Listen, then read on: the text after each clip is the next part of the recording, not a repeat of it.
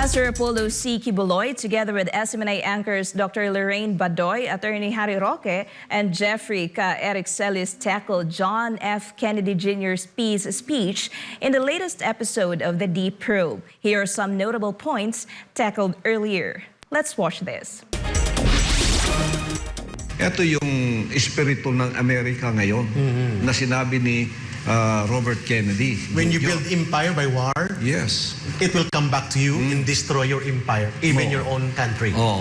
So, maganda. kung ganon, palaging ganon ang sinabi ni Robert Kennedy dito, kung ganon tayo, sabi niya, that if we try that, to make ourselves an imperial nation abroad, that we would turn into a surveillance state. Yun. Puro suspicion, kahit mabuti ang ginagawa mo, pag nasuspekan ka, titirahin ka na. That we would turn into a surveillance state, a garrison state. Ngayon, ang Pilipinas, mayroong 17 na EDCA sites. Nagiging garrison tayo. A security state at home. O pati sa kanila. And that we would also destroy our economy as happens with every empire.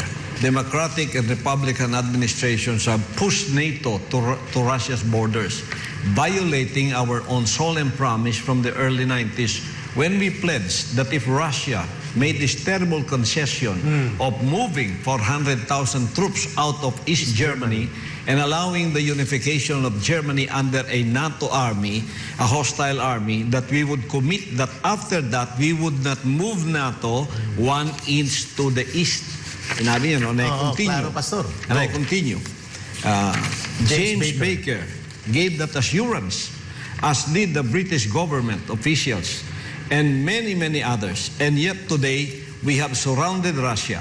We have moved NATO not just 1 inch to the east, but 1,000 miles and 14 nations. We have surrounded Russia with missiles and military bases, something that we would never tolerate if the Russians did that to us. Agreed. And statesmen from our government officials and think tanks lay out the goals for the Ukraine war. Regime change in Russia, the overthrow of Vladimir Putin.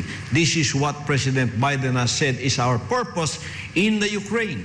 The disabling and exhaustion of the Russian military and the dismembering of the Russian Federation. Which is clearly a foreign interventionist policy on the part of America, grounded on the policy of using war to coerce sovereign nations. That's the way they do it, their business 100 years ago. That's the way they're doing their business right now. Nailagay natin ang sarili natin sa mga Ruso ngayon. Yun.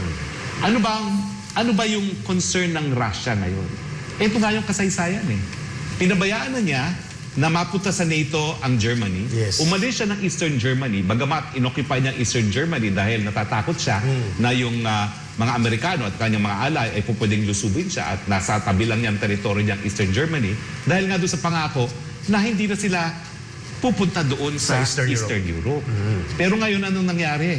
Nag-expand ang NATO to 14 nations. Kasama na ngayon ang Sweden, kasama na ngayon ang Finland. Dati-rate ay neutral. 14 nations. So ngayon, nakapaligid na talaga yan ng missiles sa Russia. Now, ilagay niyo yung sarili niyo sa posisyon ng mga Ruso. Ayaw niyo ng gera. Pero kapag ang mga missiles ay nakatutok na sa inyo, sa lahat ng iyong teritoryo, at ikaw ang pinakamaraming nuclear arsenal sa daigdig, hindi mo ba gagamitin? Exactly, the point. Yung sarili. Kaya nandyan po ngayon, yung napakatinding danger na baka nga magkaroon tayo ng nuclear war kasi nga pag nagkaroon ng feeling na desperado na ang Russia, gagamitin niya at mas marami siyang nuclear weapons ngayon kaysa sa Amerika. Of course, we don't agree with what Putin has done. He's not the only madman here. So, kasi ang ginagawa kasi ng Amerika, they vilify the Russians, di ba? Sila lang They're the masama. only bad guys. They make it black and white, but that's not the truth. Ang layo sa katotohanan. It's America that's been doing all these machinations, and setting the theater for war all over the world, and the annihilation of the entire humanity. So, and I can add to that, Doc Lorraine, these provocations that we just read, na they would not move 1 inch to the east. And Robert Kennedy Jr. said, now we have moved thousands of miles Yes. to the east, Closer to the and door of Russia. 14 nations around. So if you put your shoes on Vladimir Putin's, Yes, of course. where are those missiles going? Yeah. And these are all NATO countries. Where are all of those missiles pointing? Naturally to Russia. And if you put yourself in Vladimir Putin's shoes, what would you think? Yeah. It's a provocation. It's a thing that will trigger me to just, go ahead and protect my country first. Asked if America could still re-emerge as a moral leader authority of the world if it abandons its current war policy, Pastor Apollo said. Agree ako. Kasi ganyan talagang paningin ko sa Amerika. Dapat ito sila. But, after 9/11, biglang nagbago ang Amerika. Correct. Ito yung delikado. Pagka nakikipaglaban ka sa iyong kalaban, mag-iingat ka na hindi ka maging kagaya nila. Yeah. That is what I remind our people. When we fight our enemy, let us be careful not to become like them. Yeah. We have to always be on the moral ground. Although, at times, you see that you are being deprived of the right to really defend or right to retaliate. Yeah. So let us keep that. Tama. Kaya itong sinabi ni Jesus Christ na love your enemy, do good to them that hate you. There are gems of wisdom there. Pastor, I have a question for you. Yeah, ma'am. I'm curious. You really think that after all the crimes, the shameless war policies of America, all these things that they've done, napakaraming bansa, that they can still become a moral leader of the world if they follow what Robert Kennedy is Can they be still suggesting? redeemed? Yeah, redeemable pa ba? Curious. I don't know about Are they this. still a Christian nation? I don't know yeah. about these Americans now, but Yes. maybe the next generation, if they would pick up on that, Yeah. maybe a new generation of Americans would come and then pick up on that. A new cultural A value. new cultural value. Pero itong ngayon, siguro, mahirap nang baguhin ito. Kasi tulad ng sinasabi ni Atty. Harry Roque, it's all about economics. It's all about the money. The money. Kaya, walang kalaban, gagawa ka ng kalaban para magamit mo yung armas mo. In the American culture right now, I see the young people, they are deprived of love.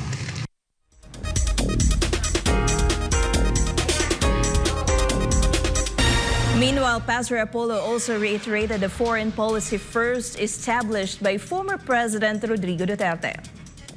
True friendship Friendship. is the respect of each one. When that mutual respect is gone, true friendship is not friendship lost. anymore. Yeah. When you go beyond the border of mutual respect, that's abuse. Abuse. And I will not tolerate abuse in a friendship. And if I cannot go away from my first reaction when there is an abuse in a friendship is to get away from that kind of a relationship. Correct. But if I cannot get away from that kind of a relationship because my supposed to be friend threatened me that he will kill me if I will go away from him, that is not only abuse of friendship, but it is also terroristic friendship. The more that I will get away from you. In the end, Pastor Apollo lauded Kennedy Jr. and hoped that he will continue his uncle, late President John F. Kennedy's legacy. The good pastor also called on the future leader of the U.S. to change its warmongering policy. I respect you so much. I love you so much. When I become emotional. When I'm listening to your speech, when I listen to your speech on YouTube and Facebook, I have tears on my eyes because this is what I want America to be. Like what you said here, like your uncle. I appreciate you for your perspective and your uncle who died and your father who also was assassinated. And I hope that you continue this legacy because this will change our attitude also towards America. And our attitude did not change, I mean. We still love you. We still love that nation where the Filipinos look up to. in my own estimation. That's my second home there. But this all changed in February 18 when the unexpected happened, that violence that happened to us changed our perspective of America, and that we don't want that. We don't want that. We want to look up to you as before. So by bringing this speech, I hope that you win as President of the United States and bring this perspective to all the world. And in case you don't win, anyone who wins as an American will also adapt to this kind of speech, to this kind of mental attitude, to this kind of emotional and psychological attitude that you will bring to all the world, because you have been given the grace of God to be the ruler of this world as a unipolar world. And you know that is now slipping out of your hands because of what you have done, because of what you have sown all over the world. So we want you to be where you are before. But if that does not happen, then there is no more chance for you to lead the world. No more moral authority to lead the world, and no more spiritual moorings to guide the world into what America was. Because America was founded fundamentally by the Christian principles of the founders and the framers of the Constitution. And that is now out there in the garbage. And what we see now is barbarism and the warmongering and the military-industrial complex that has engulfed that nation. We are praying for America. We are praying that Robert Kennedy Jr. with this kind, that's why itong speech niya ito, hinimay-himay namin ngayon dito. Kasi napakaganda. Ganito dapat ang sanlibutan. Ganito dapat ang pananaw ng may mga kapangyarihan. Ang love, ang peace ay nagmumula sa pag-ibig.